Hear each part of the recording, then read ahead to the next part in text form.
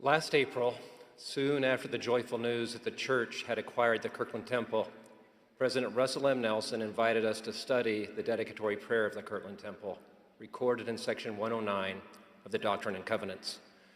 The dedicatory prayer, said President Nelson, is a tutorial about how the temple spiritually empowers you and me to meet the challenges of life in these last days.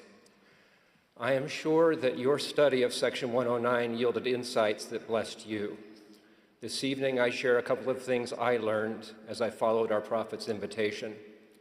The peace-giving path down which my study led reminded me that the Lord is merciful and that our Heavenly Father's plan of mercy, plan of salvation, is truly a plan of mercy.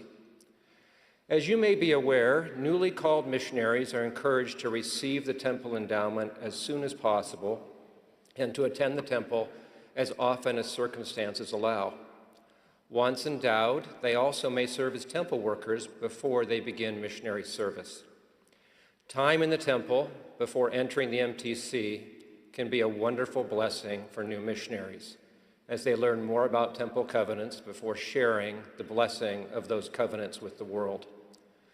But in studying section 109, I learned that in the temple, God empowers new missionaries, indeed all of us, in an additional sacred way.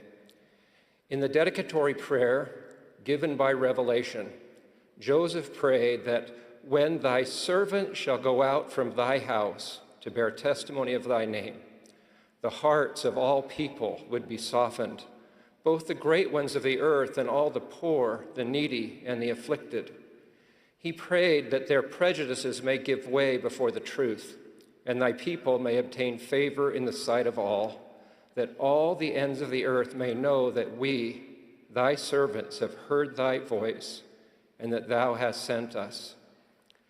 This is a beautiful promise for a newly called missionary, to have prejudices give way before the truth, to obtain favor in the sight of all, and to have the world know that they are sent by the Lord. Each of us surely needs these same blessings.